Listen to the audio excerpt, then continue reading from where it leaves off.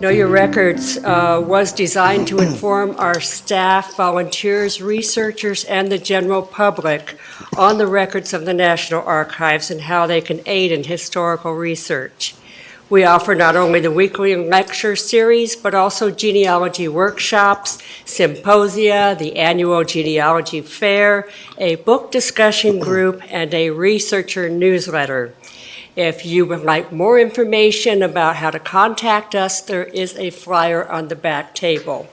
I hope when you came in that you did sign in and pick up the handouts that are available that John brought for us. And we are today going to talk about documenting death in the Civil War. We will explore the death records created during and after the Civil War by the War Department, examining how they documented personal circumstances of soldiers' deaths in various situations, including the battlefield and military hospitals and prisons. Our speaker today is John Deben. He is a genealogy archive specialist in the Research Support Branch, Customer Services Division at the National Archives Building in Washington, D.C. He holds a BA and MA degrees in history from Gettysburg College and Penn State University. Please help me welcome John. Thank you, Nancy. Okay, as Nancy said, we're going to take a look today at a variety of records that were created by both the Union and Confederate War Departments that documented the large amount of casualties that occurred during the war, and especially those casualties that died. It's probably an understatement to say that in the Civil War, America experienced death for the first time in an unprecedented scale, because nothing from our previous military experience came anywhere close to what we experienced in 4 years of Civil War. Does anybody happen to know what the official death count is from the Civil War? Any guess? Over 600. Pardon? Over 600,000. You're pretty close. Yep. 620,000 dead outright in 4 years of war.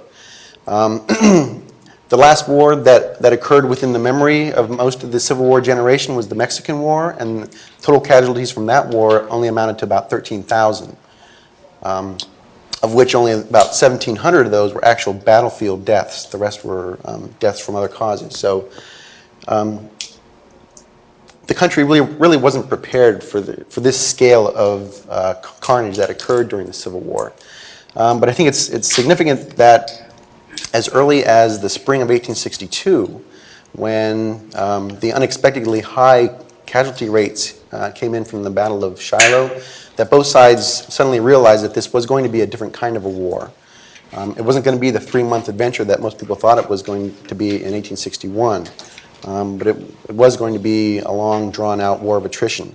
And I think that realization set in at an early point in time because both sides took deliberate steps to document the casualties that resulted from the war. Prior to the war, there were some basic Army regulations and articles of war that stipulated the basic ways to document the deaths of both officers and men in the regular Army. But some of the records that we're going to look at go above and beyond that. And I think these are unique to the Civil War as well, because we do not have these types of records for the earlier wars. We only have them for the Civil War. So let's start by taking a look at how the generally documented deaths that occurred during combat. The first place you want to look for information about any soldier in the war who may have died are in the service records. And for the Union Army, in Record Group 94, we have two different types of records. Records for volunteer soldiers and for the regular Army. Two very different types of service that were documented by the War Department in two different types of ways.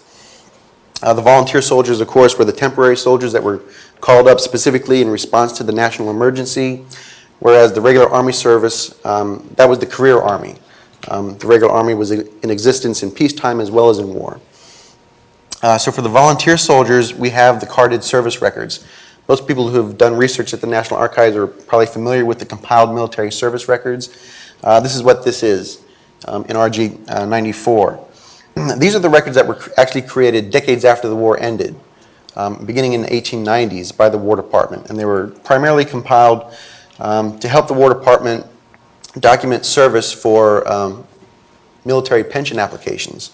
And what they did was they went through all the existing records that the War Department had from the war, and they compiled or extracted information relating to every individual soldier that they came across, and they noted that information down on individual cards, and this became the compiled service record for each soldier. So for the Union Army, we have compiled service records available for all the regiments that served from every northern state, and on microfilm we have those service records that are available for the Union regiments from the border states, the western states and territories, and the southern states that supplied Union regiments. And every southern state, except South Carolina, did supply at least a handful of Union regiments during the course of the war. Most people are not familiar with that, but that did happen. And then for the regular Army, the War Department maintained a series of registers of enlistment. And this is reproduced on microfilm publication M233. And the registers of enlistment basically give a succinct statement of every regular Army soldier's service, the beginning of his service and the end of his service. And if his service terminated in death, that'll be noted in the registers. So we also have service records available for the Confederate Army as well. After the War Department was finished compiling the records for the Union Army, around 1903, they compiled service records for the Confederate soldiers as well. And these are available in Record Group 109, which are the Confederate records. So there are compiled service records for every state in the Confederacy that supplied soldiers, as well as units raised directly by the Confederate government, which would have been equivalent to the Confederate regular Army. And we also have separate service records available for general and staff officers in the Confederate Army. All of the Confederate service records for all the states and the other organizations have been microfilmed. So there are separate publications for each state. There are also separate microfilm indexes for each state, as well as an overall comprehensive index for all Confederate soldiers. So if you're interested in a particular state to research those service records, I would refer you to our published microfilm catalog to get the specific microfilm publications for those states.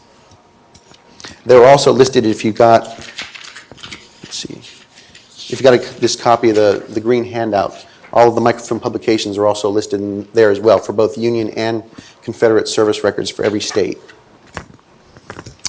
Okay, so we'll look at some examples of where you can find the information about how the soldiers died in these records.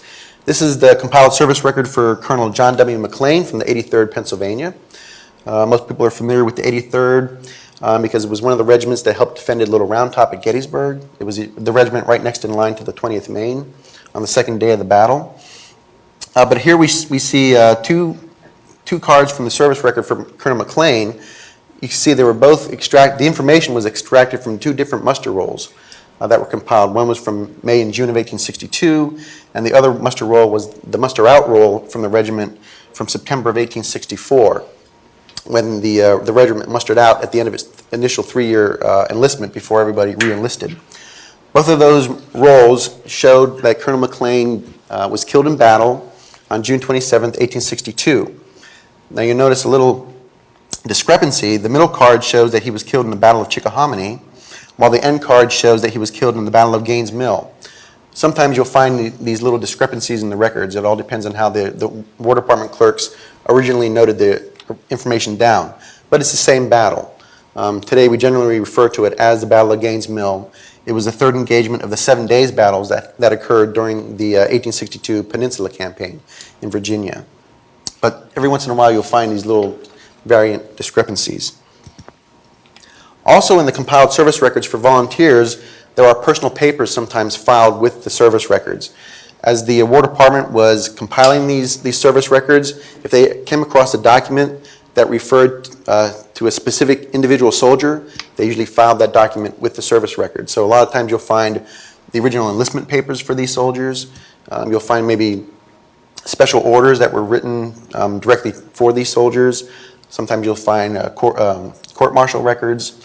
And in this case, there's a casualty sheet filed with Colonel McLean's service record. At some point after his death, it looks like it was probably filled out in October of 1862, the War Department filled out this sheet documenting his death in battle, and it lists that he was killed in action on June 27, 1862. But what's interesting is what they cite as the source of their information. Over here you can see they wrote down Volume 2 of the Register of Deceased Soldiers, 1862.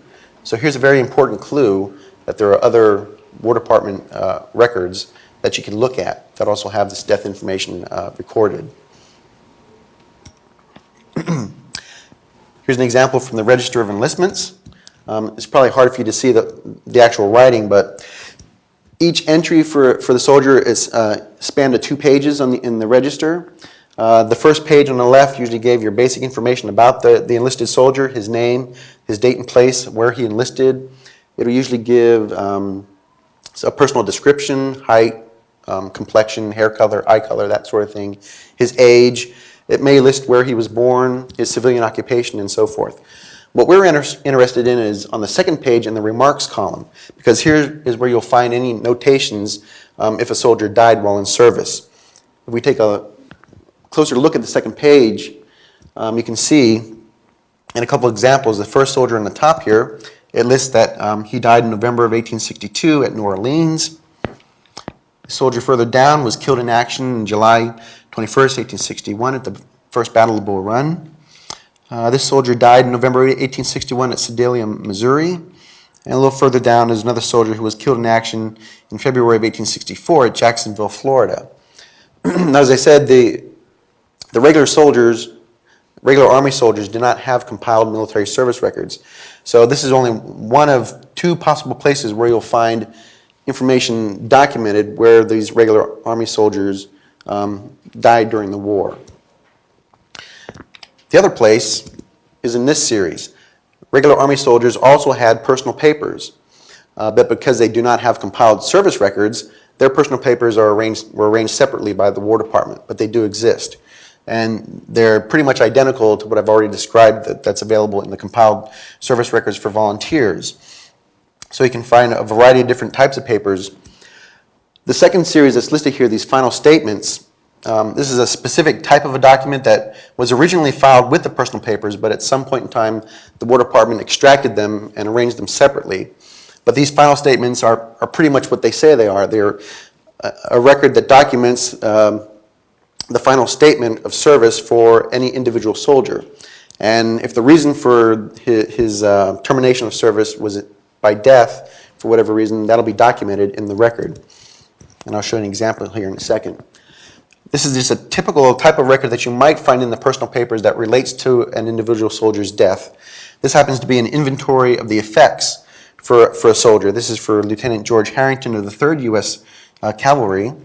And towards the top of the page here, it indicates that he died in Memphis, Tennessee on August 21st, 1864 by a gunshot wound to the head. Okay? And then the table that appears in this part of the document then provides an accounting of all the personal items and clothing that was on his person at the time of his death. Here's an example of what the final statement of service looks like. This is the document on the left, and the top portion of the document pretty much gives you the same types of information that you'll find in the Register of Enlistments for the regular Army soldiers. It'll indicate where he was born, where he enlisted, his date of enlistment. Again, it'll give you a personal description. And here where it says the reason for his discharge, in this case, this is for John D. Boyer of the 10th U.S. Infantry.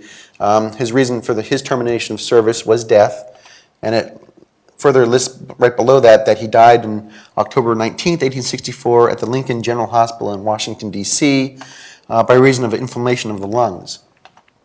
Now, a lot of times these final statements are also accompanied by a record of death and interment, which is the document on the right. And this will give you a little bit more information. It indicates what ward of the hospital that he was in at the time of his death. And a little further down, if you look at the cause of death, it says inflammation of the lungs, but right beneath it, it also says that he was wounded through the right lung. So again, this is actually a death occurring as a result of a wound from an unspecified engagement or skirmish. a lot of times you'll see these two types of documents filed together in the personal papers. In addition to these types of records, we also have a lot of the original records that the compiled service records were based upon. And a particular interest to what we're talking about today are the regimental records, in particular the regimental book records. These are the records that the regiments actually carried with them as they operated in the field on active campaigning. There are a lot of different types of regimental book records. There were order books, books of morning reports, account books, clothing accounts, and things of that nature. But what we're interested in are the descriptive books for the volunteer organizations. And these are also in RG 94. In here, you're going to find specific lists of members of each regiment that died during service, and in the individual descriptions for each member of the service, you also find information relating to their death if they died during service. This is an example from the descriptive book for the Company D of the 46th Pennsylvania. Towards the very beginning of the ledger, you'll find this register of deaths, which lists all the members of Company D who died during the war. And it's generally listed in alphabetic or chronological order from the date of each person's death. And sometimes the amount of the information varies. If we look at the very first person listed here, his name is Amos M. Wenrick. He was the first member of the company to die during the war. And this information is kind of minimal. It just notes that he died January 31st, 1862 at dam number 6, and that he drowned. And that's all there is. And it's kind of vague. We don't really know where this happened.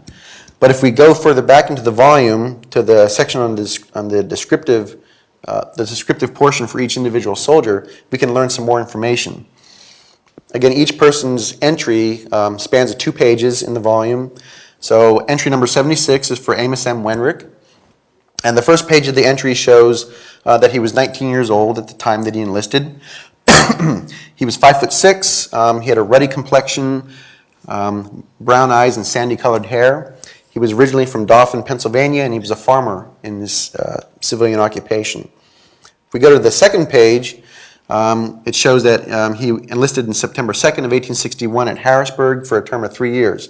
But then, again, in the remarks column for his entry, we get some more specific information about what happened to him. And here, probably the adjutant of the regiment wrote down that he drowned in the lock at dam number 6 on the Potomac River. And this was located near Hancock, Maryland, while on picket duty on the night of January 31st, 1862. So now we have a more rounded description of what happened to him on the night of his death. Apparently he was on picket duty, making his way back to his camp in the dark, and he fell into the river. As I said, he's the first member of the company that died in the war, and apparently this must have affected the company to some extent, because the clerk who wrote this information also noted on his entry that he fell in the line of duty a mild, inoffensive boy, always ready and willing, intelligent and pious, in fact, a model soldier. Long will his memory be cherished. So it's kind of sad, but also kind of a nice sentiment that just happened to be recorded down here in the record book. I should also point out, backtrack just a minute, his older brother, John J. Wenrick, was also served with him in the company as well. He's listed right below, number 77. And John Wenrick, he also died in the war as well. If you read his entry in the remarks column, it says that he was killed in action at Gettysburg on July 3rd, 1863, by the bursting of a shell from our battery. So here he was killed by friendly artillery fire. We also have descriptive books for the regular Army regiments that served in the war. These are part of Record Group 391, which are the records of the U.S. regular Army mobile units. And we have them available for all branches of the Army that served during the war, the artillery, cavalry, and infantry, and also some specialized units as well. And all of the regiments that served during the war, their records are all arranged together, so they're very easy to search. I haven't mentioned anything about descriptive books for the Confederate Army because there are very, very few and far between. A few of them do exist, and they're in Record Group 109, but it's very rare that you may find a record book for a specific regiment that you're looking for. But at the end of the lecture, I'll mention the finding aids that we have available, and they are listed in the finding aid. So if you're at all interested at any time to find out what descriptive books we have for the Confederate Army, they're listed in the finding aid. Okay, we also have casualty lists that were compiled during the war itself. Two main series of records in this category. We have casualty lists for the regiments themselves that were compiled usually immediately after the war or after the battle or engagement that each regiment was in. And we also have casualty lists for higher levels of organization for the Union Army, including Army Corps, armies, and departments. These are the regimental ones are usually arranged by unit, usually by state, and then within each state by unit. And then the Army, the higher level casualty lists are arranged by the Corps records first, followed by the territorial commands, and then the whole Army groups. There's also a series of indexes available.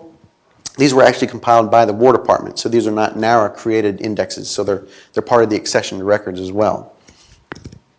Sometimes you'll find that the War Department was actually pretty thorough in creating indexes for its own records. You come across a lot of these in different record groups for the Army records.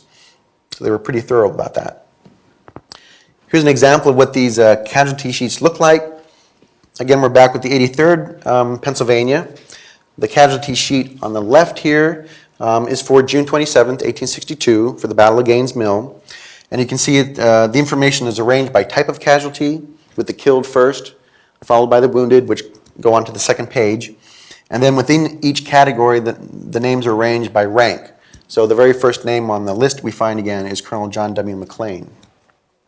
The document on the right is more of a quarterly compilation of casualties that was sustained by the regiment during the first 3 months of the Overland Campaign in Virginia in 1864, from May to the end of June. This information is arranged slightly differently. You can see it's all the different types of casualties, the killed, wounded, and missing are listed side by side, so you can kind of compare. And then within each casualty list, they're arranged by company. The names are arranged by company. We also have casualty lists for the Confederate Army, and these have been microfilmed. They're available in publication M836. And these include not only the original casualty list, but these also include a lot of the narrative reports, usually referred to as after-action reports sometimes, that were also compiled by the officers of the regiments after the battles or engagements. And a lot of these narrative reports you will also find published in the official records of the War of the Rebellion. The unusual thing about the microfilm publication, though, is that the casualty lists are arranged by the state in which the military operations took place. And then they're arranged by the name of the battle or the engagement, which makes it a little bit tricky to search for a specific list for a specific regiment. So if you're looking for this casualty list for Ramseur's brigade from the Gettysburg campaign, you have to scroll through the microfilm until you get to the section for Pennsylvania. Then you have to look for all the lists for the Battle of Gettysburg. And then you can look through the different lists that are available for the different unit organizations that were in the Army of Northern Virginia. And in these types of lists, again, these are arranged, the information is arranged a little bit differently as well. The names are arranged initially by company and then by type of casualty. So you'll have Company A, killed, wounded, and missing. Company B, killed, wounded, and missing. So for these reports, a lot of times you'll have to read down through the whole report to get an overall picture of all of the members of the regiment who died during the battle. They're not all listed together in this instance. And here's just an example of what the narrative reports look like. This is the report written for Fraser's Battery from McLaws Division, Longstreet's Corps at Gettysburg. And it gives a general accounting of the battery's activities during the course of the whole battle. But over here on page 2, in this section of the paragraph, is where the author of the report actually lists the casualties that were sustained by the battery on the second day of the battle. And again, he does list everybody by name, all those killed, wounded, and missing. And you can also get a little detailed information about the damage that was sustained by the equipment in the battery, and it also gives an accounting of the horses of the battery that were killed or maimed during the course of the battle. Okay. During the War Department also went about compiling some general death registers. And these are the records that I would argue are probably unique to the war, because we do not have these types of death registers for earlier wars or for the wars that came after the Civil War. So when I mentioned earlier that they went about trying to make a deliberate accounting of all the deaths that occurred during the course of the war, this is where that information was likely recorded. And you can see, as I list the different types of series, it can get very detailed in the information that they attempted to capture, because we have a separate series of registers just for volunteer soldiers, and these are arranged chronologically by year and then alphabetically by name. So if you recall back in the casualty sheet for Colonel McLean, where it showed that his information was taken from the Register of Deceased Soldiers for 1862, this is where that information was probably taken from. This is where those volumes are located. There's also a separate series of registers just for the regular Army, and these are arranged by year, and then alphabetically or chronological. The volumes vary. There's also a separate series of registers for deaths that occurred just in the naval service. There's a second set of series of registers of death for volunteers as well, and these are arranged by state and then by name of the deceased. So if you have difficulty finding information about a soldier in an initial series that I pointed out, you may find them in this series as well. And there's also a separate series of registers of deaths just for U.S. colored troops during the war.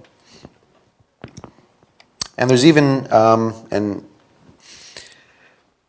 undescribed series. That's what the UD stands for. This is an undescribed series, which is kind of a consolidation of information, because you see it includes information about the regular Army, volunteers, as well as the naval service. So this was also compiled at some point by the War Department. All of these different types of death registers more or less document the same types of information. Sometimes the arrangement of the information will vary, but it usually includes the soldier's name, his rank, his unit affiliation. If he was in the infantry, it'll be his company and his regiment. In this example, from the naval service, it gives the name of the vessel that he served on. And then it will always give you his cause of death, whether it was from killed in action, from wounds, or from disease, or something, or an accident of some nature.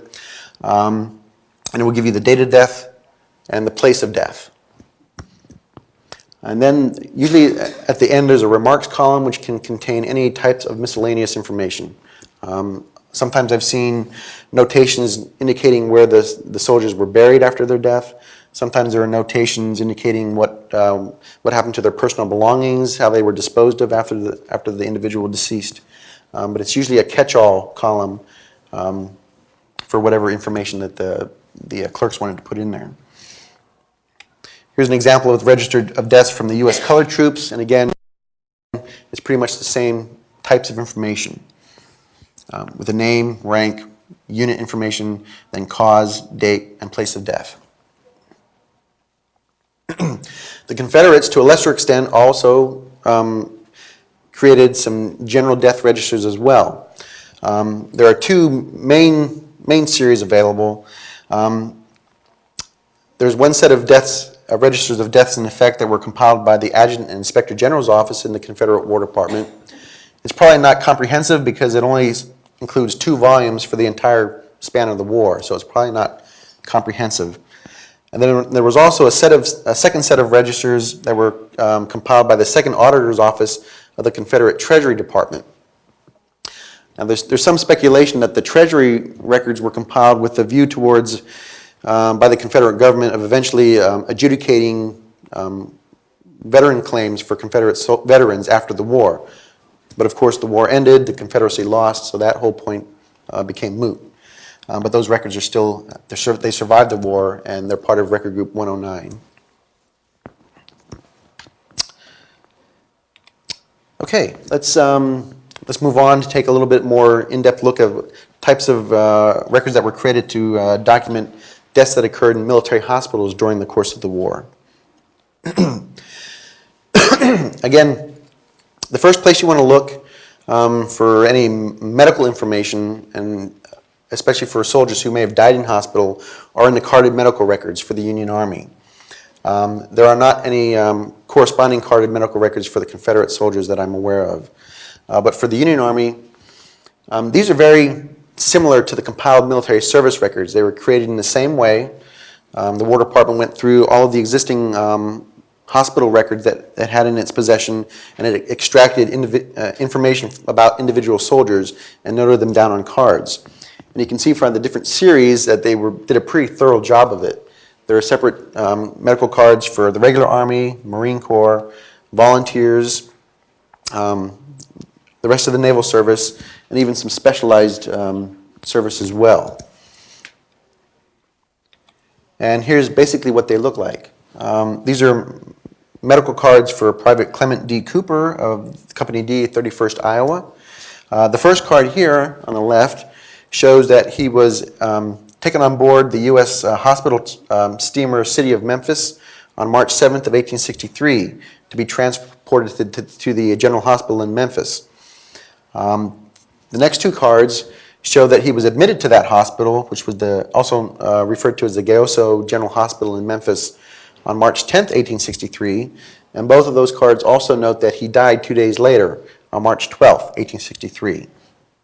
The middle card also indicates that his condition at the time, his reason for being admitted, was that he had chronic diarrhea, and this was also probably likely the cause of his death as well. And of course, for the Union records, we also have the original hospital registers that were used to create the carded medical records as well. And a lot of these records include specific death registers that were compiled by the individual hospitals. The series that we have for the field records for military hospitals, it's a huge series, about 11,000 volumes, and it encompasses military hospitals that were stationary, that were set up in specific states during the war. Also, hospitals that were attached to specific Army Corps and military departments, and also the field hospitals that were attached to the individual regiments. Their records are also in here as well. There are indexes that go along with these records, but they're not name indexes. So unfortunately, it's not easy to search for a name, but if you know from looking at the medical cards what hospital a soldier may have been admitted to, you can at least find, in the indexes, you'll find the types of records that are available for that hospital. And in addition to the specific death registers, there are general registers of patients. There are, oftentimes you'll find registers of surgical procedures, registers of prescriptions written for patients, and things of that nature, all different types of medical records. This is an example of the death register that was maintained by the Gayoso General Hospital in Memphis. And if you look at the second name on the list, we find Clement Cooper, whose carded medical records we saw. So this is the original source that his information was extracted from to create those carded medical records. And again, it shows his date of death over here in this column. And the center part of the page, or the volume here, this grid, again, is kind of an inventory of effects. So it lists what personal possessions were on him, what clothing he had at the time of his death. And over here in the remarks column, it also specifically notes that his effects were turned over to his father, S.P. Cooper, after his death. We also do have, to a lesser extent, we have hospital records for Confederate hospitals that were maintained during the war. And some of these hospitals also have death registers. This is the list, in going through the finding aid, these are all the hospitals I was able to identify that had specific death registers among their records. And again, these are in record group 109.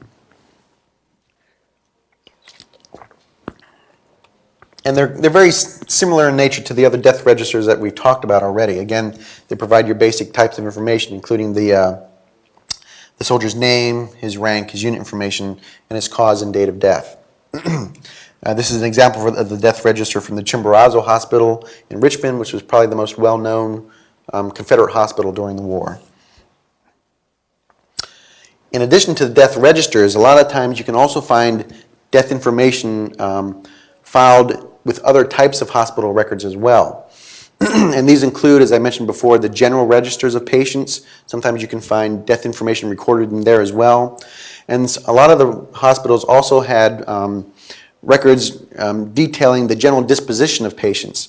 So in addition to those who died, you'll find information about patients who were transferred to other hospitals, patients who were returned to duty, who were furloughed, who were discharged, what have you. All that information is consolidated together, including those patients who died.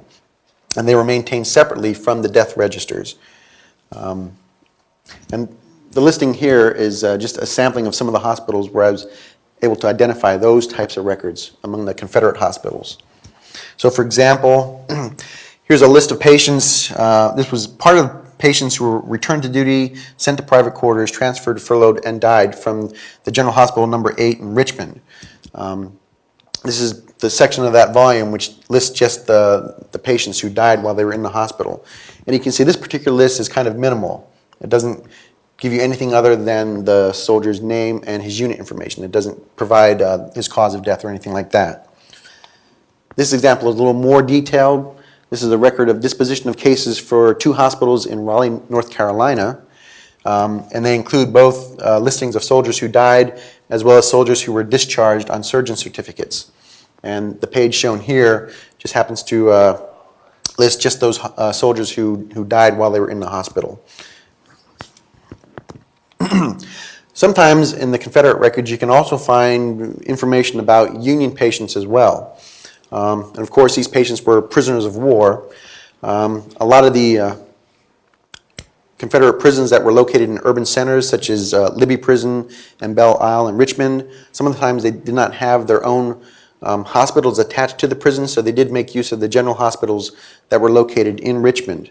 So in this example here, for hospital number 21 in Richmond, there are actually quite a few series of records that include information about both Confederate and Union patients. And even though I don't have any examples from the Union hospital records, it's quite likely that you'll also find the same situation, where you can find information about Confederate patients in the Union hospital records as well. Here's an example of this. This is the General Register of Patients from General Hospital number 21 in Richmond. And you can see it's mostly Confederate patients, but there are a handful of Union patients as well, and they're all indicated with the blue check mark. Somebody went through and identified them that way. And here's a specific death register for Union soldiers that was compiled by the General Hospital at Danville, Virginia. Now at Danville there also was a military prison, and the prison did have its own hospital. But here's an instance where they were also treating prisoners of war in the General Hospital as well, because this register is part of the records of the General Hospital, not the records of the prison hospital. So they maintain a separate register just for those patients. And you'll see again, it gives you the basic types of information that we've talked about that you can find in the general death registers. Here it does give you some pretty good information showing the complaint or the cause of death and the date of death. These even give you the day, the month, the day, and the hour of the death. A little more detailed than what we've seen before. And this kind of segues into our last major subtopic that we're going to look at, are how deaths were documented in military prisons during the war. In 1862, in June of 1862, the War Department established the Office of the Commissary General of Prisoners, and he was responsible for compiling information about Union prisoners of war, as well as supervising the handling and treatment of Confederate prisoners of war. During the course of the war, there actually was a regular exchange of information across lines relating to prisoners of war. And through this process, the Commissary General was able to compile a series of registers of federal prisoners of war who died while they were in confinement in Confederate prisons. And these volumes are available in entry 36 in RG 249. And there was also a separate supplementary series of rolls and reports relating also to deceased soldiers, federal soldiers who died in Confederate prisons. And again, these are very similar to the other types of death registers that were maintained. These are not in volume form. These are just compiled lists that were put together. But still, it shows you, again, the prisoner's name, his rank, his unit, his general place of death, the cause, and the date.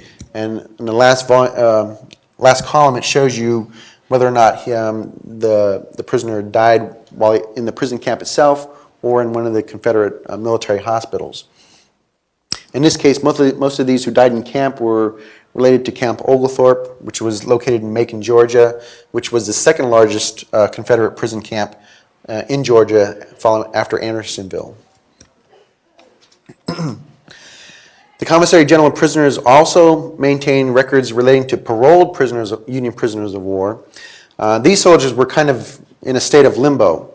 When they were paroled from Confederate prisons, until they were formally exchanged, they could not go home, they could not go back to their unit. They were, as I said, they were kind of in limbo. So the Commissary General of Prisoners established parole camps to keep these men until they were formally exchanged. And these camps had their own hospitals. So the hospitals maintained registers of these parolees who died while they were in hospital as well. So we have these registers in RG 249, as well as also supplemental lists of deceased paroled Union prisoners who died while they were in these parole camps. And again, they're very similar in nature to the other death registers. What's interesting here is that it provides not only the information about their death. In this example, the date of death occurs over here in the last column. But these records also give the date and place when the prisoner was captured. And it also provides the date and place when they were released on parole. So there it gives you 2 additional levels of information about these soldiers that we didn't have before. We also have some records, to a much lesser extent, relating to Confederate prisons. And these are also in RG 249. Now you would think these are records created by Confederate prison authorities, so they should be Confederate records. You think they should be in Record Group 109 with the other Confederate records. But because they contain information about Union prisoners, these volumes were turned over to the Commissary General of Prisoners after the war. And that is why they're now part of Record Group 249, because they stayed with the records of his office, even though they were technically Confederate records.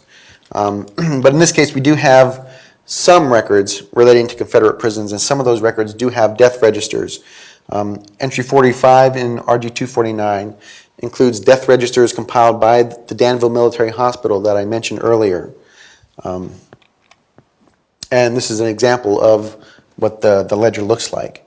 And again, it's your basically same type of information that we've discussed that was recorded in these ledgers.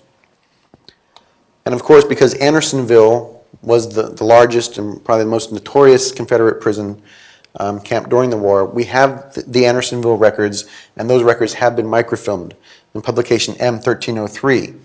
So in this microfilm series, you can find the original death and burial registers that were maintained by the prison. There are also some incomplete transcripts of these records that were compiled by the War Department after the war. And then there are also some miscellaneous burial lists of prisoners that were prepared by federal soldiers who were at Andersonville. So there's very different levels of information that provides different details. From about February to October of 1864, the original register of prisoners for Andersonville also served simultaneously as the death register. And this is the copy of that register that was prepared by the War Department after the war, because you can see here, somebody made a notation, this register was kept by rebel authorities, so that's a pretty good indication that the Confederates did not create this particular record book, because they would not have referred to themselves as rebel authorities. But here, on the second page, in this column here, you can find general notations about prisoners at the camp who died while they were in confinement.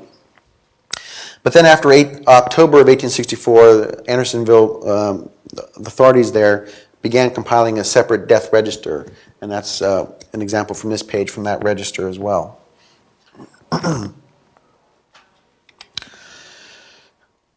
The Commissary General of Prisoners also compiled some general death registers relating to prisoners of war. And again, there's kind of an unusual juxtaposition going on here because these are Union records that were created by Union authorities. But because the information is about Confederate prisoners, these records were placed with the rest of the Confederate collection of records. That's why they're now part of Record Group 109. But they're technically Union records created by Union military authorities. And these have been included in a separate microfilm publication as well. These are in M598, which are selected records of the War Department relating to Confederate prisoners of war.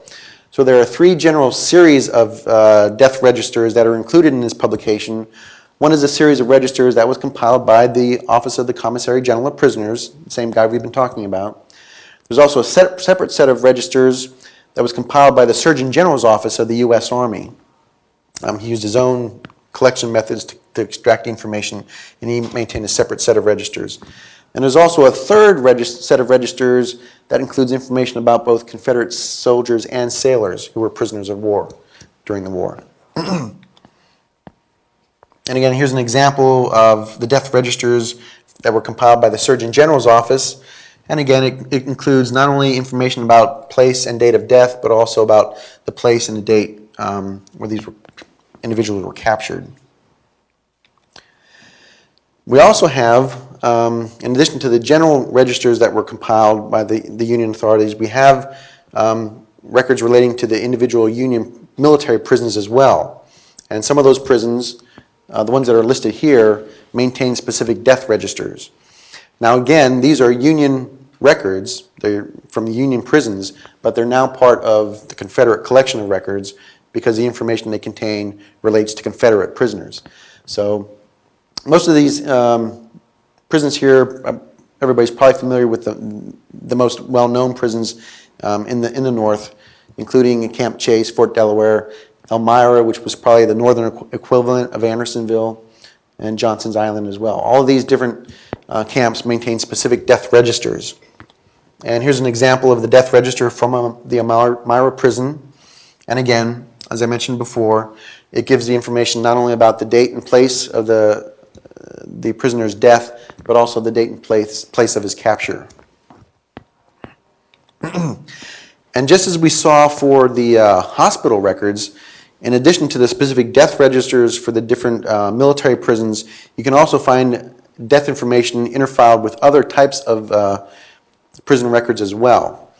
And as an example, for the prison at Alton, Illinois, I just mentioned that they maintain a specific death register, but if you also look at the general registers of prisoners, you can find death information noted in there for individual prisoners. They also maintained, as we mentioned before, records relating to the general disposition of prisoners, just as we saw records relating to the general disposition of patients.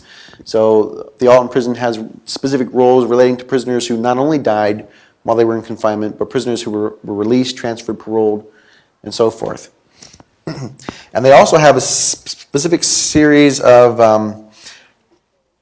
records relating to morning reports of prisoners, which kind of provide a statistical information about the numbers of prisoners who died on any given day, depending on the report.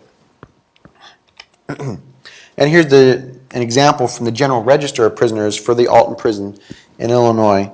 And as you read down through the register, you can see the specific notations for the individual soldiers who actually died while they were in confinement. So their information is interfiled along with the other prisoners who were otherwise. It looks like most of these other ones were transferred at some point to City Point, and there's one here who was released on oath.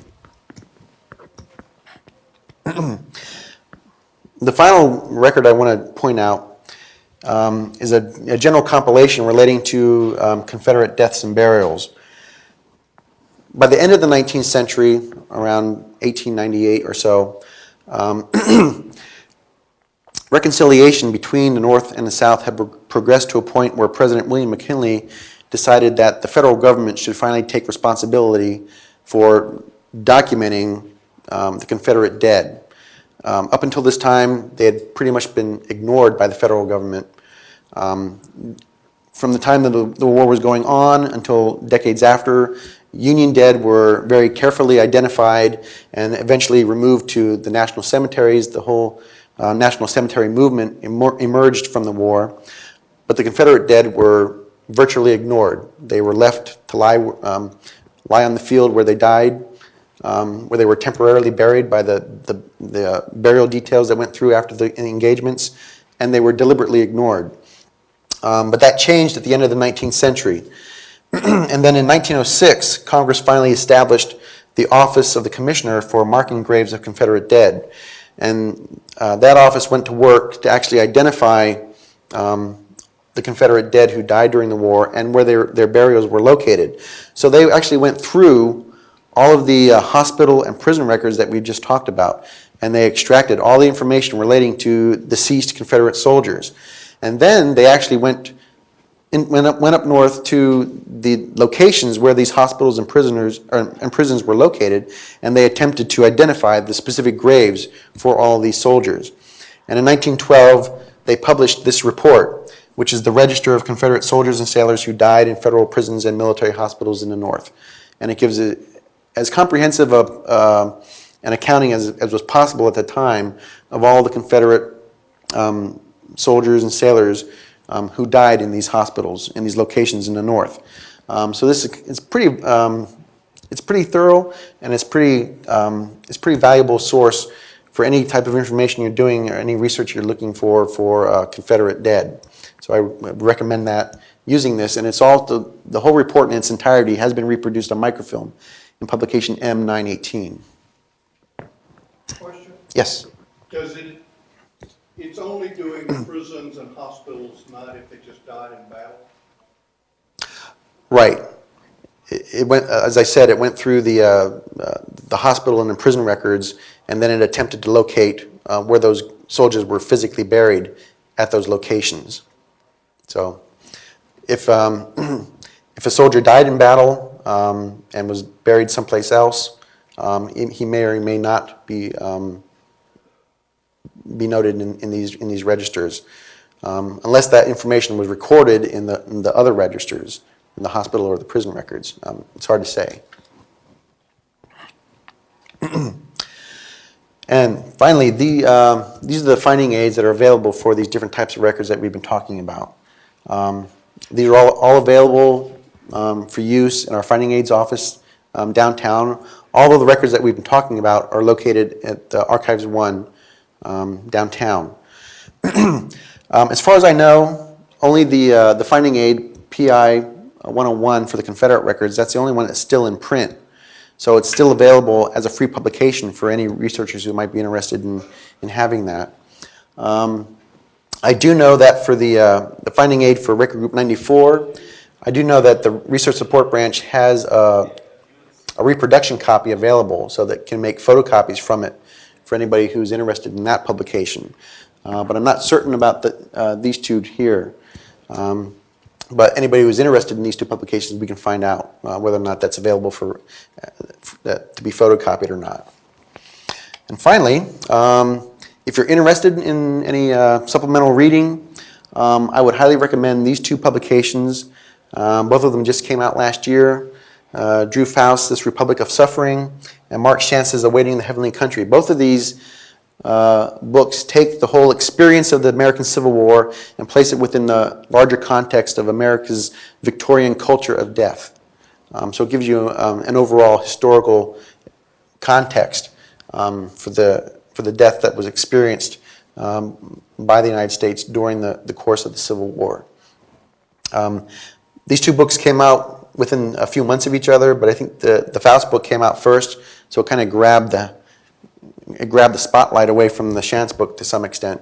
But they both approached the topic in slightly different angles, so I would recommend reading both of them. And if you've had any general questions at all about anything we've talked about, yes. It seems as if families were allowed to pick up who belong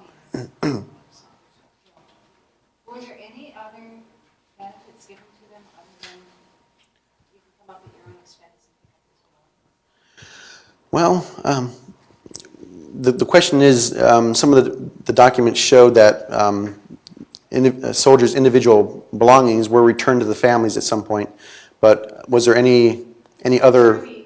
medical counseling, Oh, anything? medical counseling in the 19th century was probably non-existent.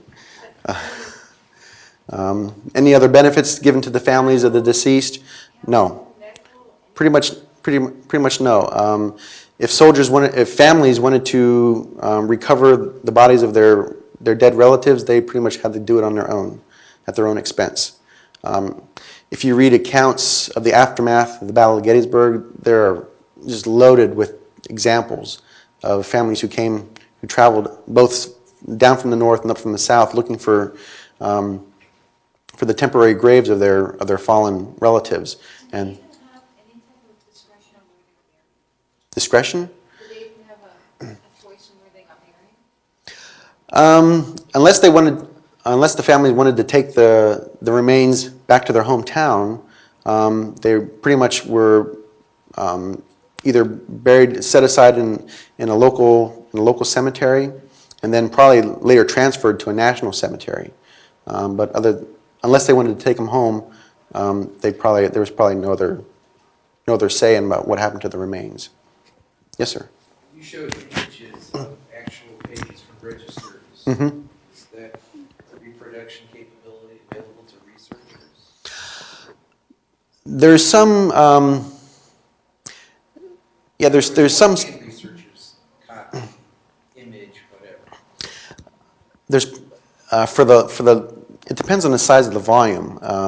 There's some scanning capabilities that are possible for some of the records, but I'm not sure for some of the oversized records if it may be possible to make special arrangements with the reference archivist to perhaps scan some of the larger, if you want a specific page from one of the volumes.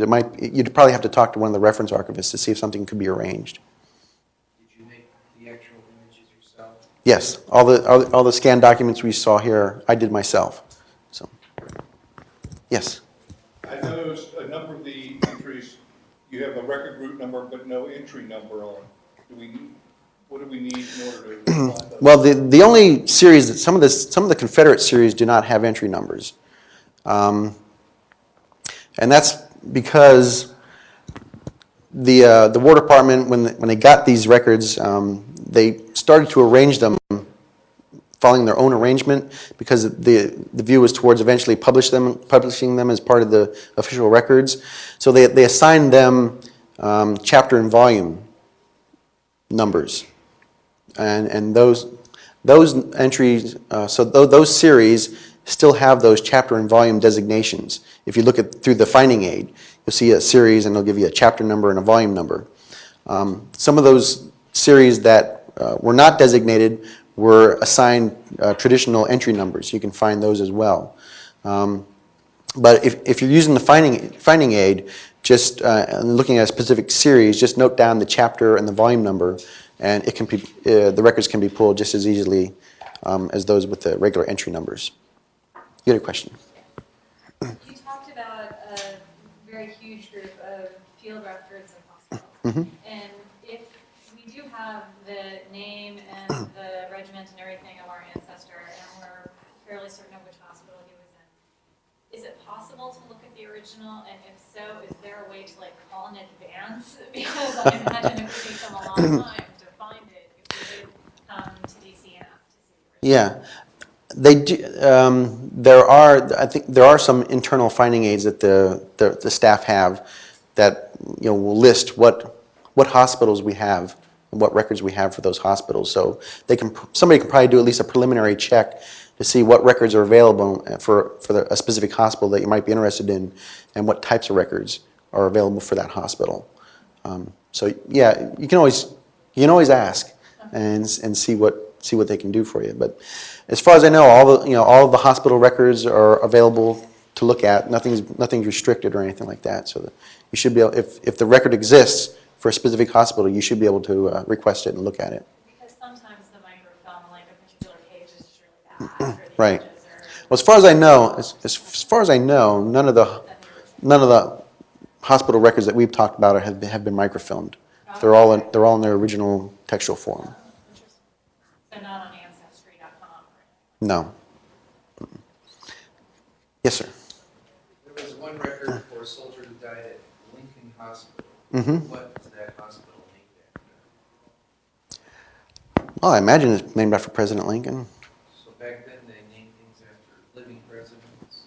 I would assume. I can't say for certain, but that would be my assumption. Pardon?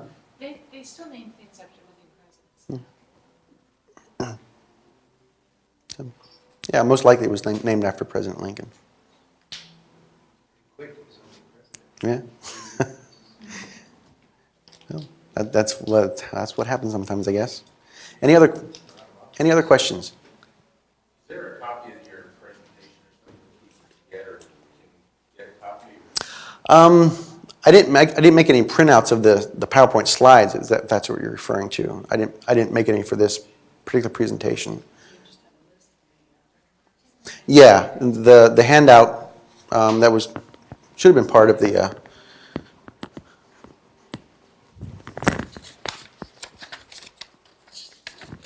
Yes, there's the handout that went along with the evaluation form.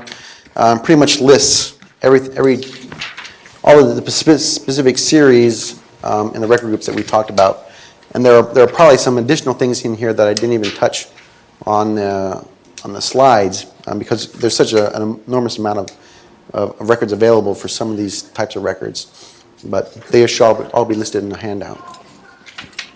All right, thank you very much. Thank you. Thank you, John. It's very helpful to know the various records available for researching Civil War dead. I want to thank you all for coming, and if you would please fill out your evaluation forms and leave them on the back table. We really appreciate it.